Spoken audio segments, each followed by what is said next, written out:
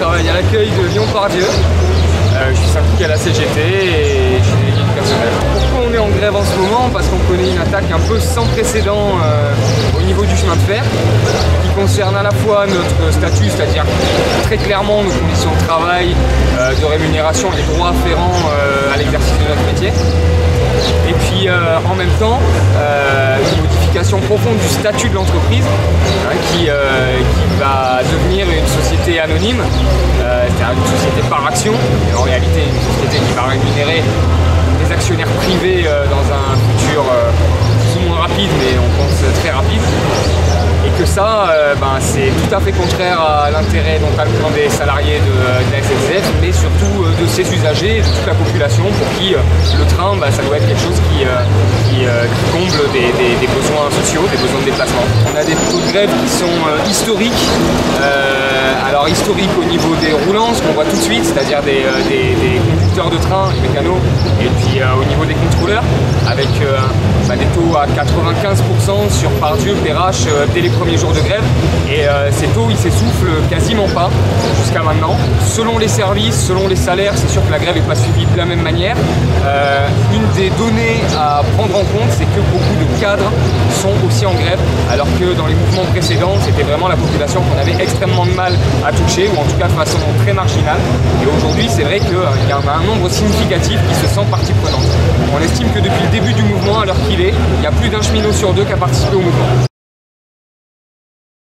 C'est une stratégie qui prend acte de difficultés réelles, qui sont un petit peu les expériences douloureuses, quand même des défaites de 2014 et de 2016, où on a été en grève reconductible longtemps et où on a des camarades, des cheminots qui ont un peu perdu la foi dans ce mode d'action.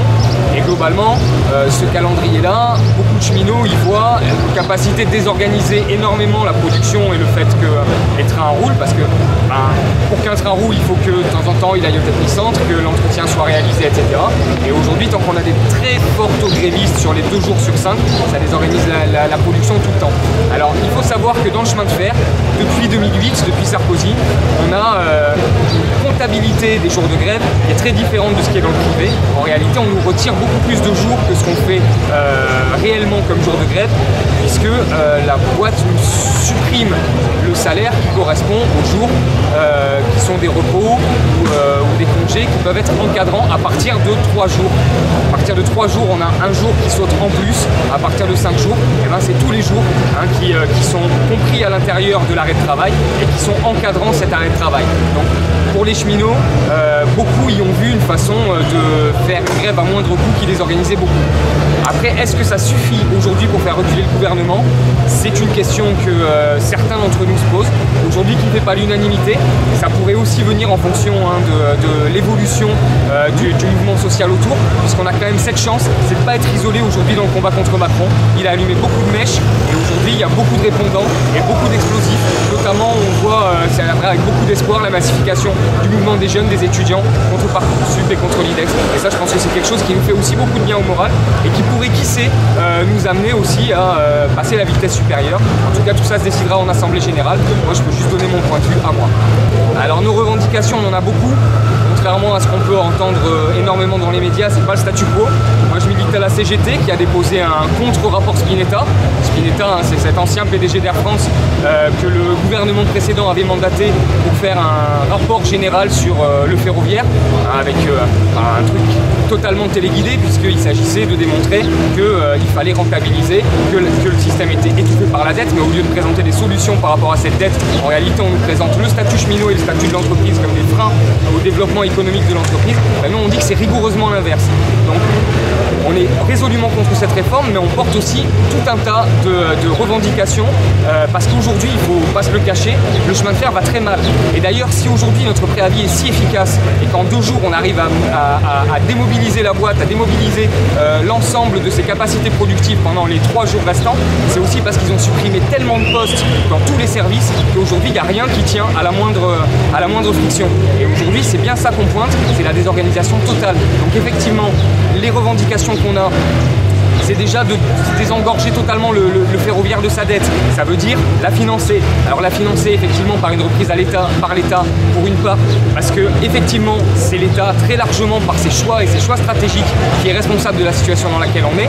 Hein, le fait que des élus plus ou moins locaux aient voulu absolument avoir leur ligne grande vitesse pour desservir leur commune et se faire réélire, c'est quelque chose qui a creusé, qui a fait exploser la dette. Cette dette, elle génère 1,5 milliard d'intérêts par an qui sont prélevés sur la hausse du prix des billets, sur l'augmentation de la productivité des cheminots et sur les fermetures de lignes ou des remplacements par autocar, etc. Nous, évidemment, on se situe à l'opposé de cette politique-là. On pense qu'au contraire, il faut mettre du pognon dans le ferroviaire, on en a besoin. Ça fait 30 ans qu'on ne renouvelle pas les infrastructures, que les travaux ne sont pas faits sur les voies, qu'on préfère réduire la vitesse des trains, réduire la capacité des trains sur certaines lignes pour ne pas avoir à réaliser des travaux qui auraient dû être faits depuis longtemps. Ça aboutit à des brétignies, ça aboutit à quelque chose d'extrêmement dangereux pour tout le monde. La politique qu'ils nous proposent, ça aboutit réellement, on la connaît en fait. Elle est expérimentée en Allemagne, elle a été expérimentée en Angleterre. Aujourd'hui, tout le monde s'en plaint parmi les usagers. C'est une politique qui fait monter de façon vertigineuse le prix des billets. Hein, le prix des billets en Angleterre, il s'est envolé, il fait à peu près x3 ce que c'est en France aujourd'hui. Le prix des abonnements de travail, c'est un truc, il y a des salariés qui s'endettent auprès de leur patron pour pouvoir aller bosser et payer leur abonnement de travail. C'est des accidents à répétition et c'est une organisation de la production en dépit du bon sens. La production en France, ça fait bien longtemps que la SNCF est totalement morcelée en petites parties, en établissements, en activités. Ça, c'est le contraire de la mutualisation des moyens. S'il y a un conducteur de train qui est payé par fret SNCF, il sait conduire un train, d'accord, on l'a comme à disposition pour faire rouler un train. Par contre, si c'est un train qui appartient à TER, eh ben, il ne va pas pouvoir conduire ce TER parce qu'il appartient à fret SNCF. Voilà, nous ce qu'on dit, c'est que remettre les choses à leur place, c'est remutualiser les moyens, c'est refaire des établissements multi-activités, des établissements où on se remettre à mutualiser tout ce qui existe pour faire circuler les trains de marchandises comme les trains de voyageurs.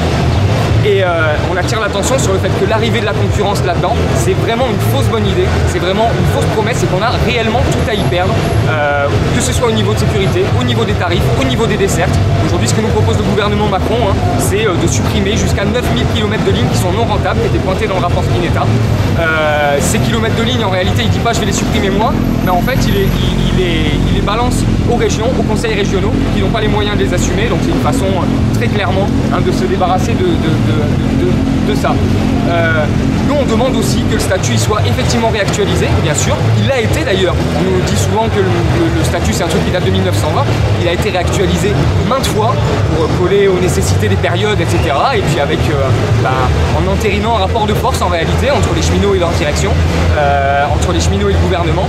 Ce coup-ci, en réalité, ils veulent réellement s'en débarrasser ou le réduire à peau de chagrin. Et ben nous, on pense que c'est réellement l'inverse. Que la garantie de la sécurité des circulations, c'est un niveau de formation qui correspond à chaque métier, qui aujourd'hui se perd totalement avec l'utilisation de la sous-traitance qui entraîne des surcoûts jusqu'à 10% sur les chantiers, mais qui est totalement idéologiquement, dogmatiquement utilisée par la direction.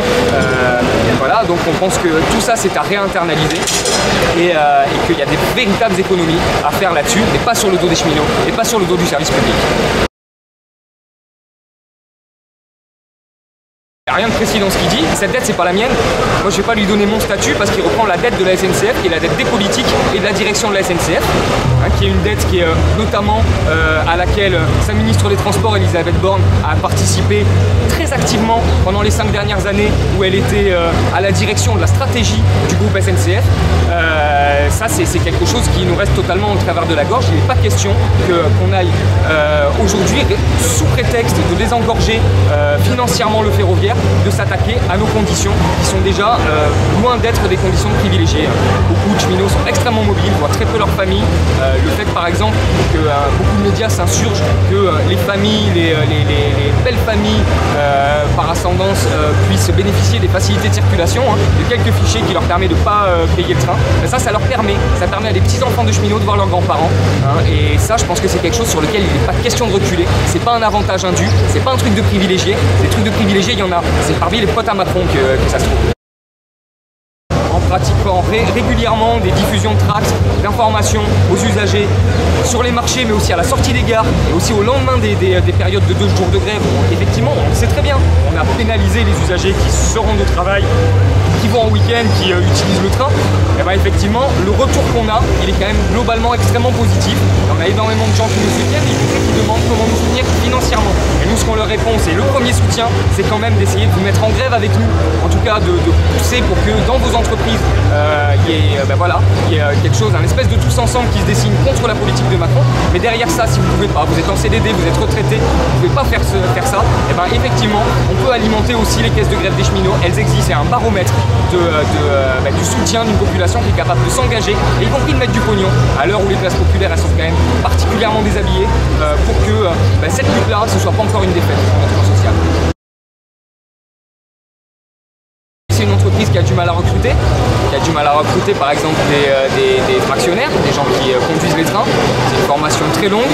Quand il y a un entretien d'embauche et qu'on commence à t'annoncer que les samedis, les dimanches, les jours fériés, c'est fini, t'en auras pas, tu seras en découché, c'est-à-dire que tu auras des repos hors résidence, des repos dans une ville qui n'est pas la tienne, tu verras pas tes enfants. Quand tu regardes le taux de divorcés qu'il peut y avoir dans ce genre de métier, tu te dis que non, clairement, on n'est pas des privilégiés, on fait rouler des trains. Et effectivement, on a le statut qui s'apparente simplement à ce qu'il y ait une convention collective dans tout un tas de métiers. Et ben voilà, c'est une convention collective qui colle à une main-d'œuvre qui a besoin de faire tourner une infrastructure lourde, 24 heures sur 24, 365 jours par an, sans samedi, sans dimanche, sans jour férié, de jour comme de nuit, avec plein de gens qui bossent en 3-8. Si c'est ça être privilégié, je vous invite à venir être privilégié avec nous, pas de souci. Les cheminots ne sont pas payés par la société. Si on fait abstraction de la dette, qui est donc, j'en parlais tout à l'heure, et qui est une façon particulièrement biaisée de venir expliquer que la SNCF coûte aux Français, oui, les projets d'infrastructure de ces 30 dernières années de TGV coûtent cher à la société. Les projets autoroutiers coûtent cher à la société. On a privatisé toutes les sociétés d'autoroute. Aujourd'hui, la route est subventionnée à 99%, ça coûte très cher à la société. Est-ce que le cheminot, par ses avantages, coûte cher à la société? C'est totalement faux. Aujourd'hui, s'il y a bien quelque chose qu'il faut qu'on comprenne tous, c'est que la dette ferroviaire n'a aucun lien avec le maintien du statut cheminot, et y compris un journal qui est loin d'être un journal de gauchistes comme Les Échos titrait il y a quelques semaines que la remise en cause du statut et la suppression du statut pour le groupe ferroviaire SNCF coûterait plus cher que son maintien. Donc il s'agit bien d'une attaque totalement idéologique. Il faut qu'on continue à tenir bon. Il faut qu'on réussisse la journée de demain, le 19 avril, qui sera avec tout le monde, et on espère entraîner très largement autour de nous des métiers qui ne sont pas ceux des cheminots. Nous, donc à la gare de Lyon-Pardieu, on a pris contact avec des entreprises sous-traitantes, des prestataires qui travaillent en gare, ceux qui montent les handicapés dans les trains. Ils n'ont pas le statut cheminot. Alors eux, ils appartiennent au groupe SNCF, et ils sont totalement de droit privé. La société Honnête qui fait le ménage en gare, Avirail qui fait l'avitaillement des TGV, c'est-à-dire qui vient amener les marchandises dans la voiture bar, celle que vous pouvez consommer sur un trajet par exemple de Lyon à Paris. Ces salariés-là, il y en aura qui seront en grève, qui seront en manifestation demain avec nous, et on ira tous ensemble en manif. Ça, je pense que déjà, c'est un point qu'on va gagner. La deuxième chose, c'est la massification. Et je pense que ça dépend de nous, mais ça dépend pas que de nous. Ça dépend aujourd'hui de à quel point on est capable d'agréger pour qu'il y ait un véritable printemps social, pour qu'il y ait un véritable mai 2018 devant lequel Macron et ses copains surtout, parce que Macron, il a envie d'être très fort, il a envie de faire valoir sur son CV qu'il a fait plier les cheminots, qu'il a fait plier les secteurs les plus combatifs de la classe ouvrière. Ses copains, c'est ceux qui font tourner les usines, c'est ceux qui font énormément de profit avec ça. Et aujourd'hui, c'est des chargeurs qui chargent leurs marchandises sur les trains, leurs matières premières, etc. Et ça n'arrive pas. Leur chaîne de production, elle commence à être à l'arrêt un peu partout. Et je pense que c'est ce levier-là qu'il faut continuer à appuyer et amplifier, parce que c'est comme ça qu'on gagnera. C'est en tapant la bourgeoisie à son portefeuille, au porte-monnaie, et c'est comme ça qu'on y arrivera. Moi, je crois personnellement. Et un des gros espoirs, c'est la mobilisation étudiante, et j'espère après les vacances la mobilisation lycéenne, qui, je l'espère en tout cas, s'en suivra, parce que c'est quelque chose sur lequel ils n'ont pas de prise, pas d'interlocuteur, et une putain de révolte, la jeunesse, et je pense que c'est là-dessus qu'il faut s'appuyer. Moi, je pense qu'il faut vraiment qu'on prenne tous une habitude. Nous, on est en train de l'apprendre petit à petit en nager, les uns les autres. On se convainc entre collègues de le faire, c'est d'aller voir ceux qui se battent à côté, d'aller voir les étudiants, d'aller voir les postiers, d'aller voir les mecs d'EDF, d'aller voir les infirmières qui sont en lutte, d'aller voir tout ça, et de généraliser ce truc-là. Il faut qu'on se fasse confiance, il faut qu'on ait conscience qu'on est dans un même mouvement, qu'on est un même camp social, et qu'en face, on a un même ennemi. C'est le patronat, et devant lui, il y a son porte-étendard, c'est Macron. Et je pense que lui, il va falloir lui faire manger la poussière, parce que si on part sur une défaite aujourd'hui, c'est fini pour des générations.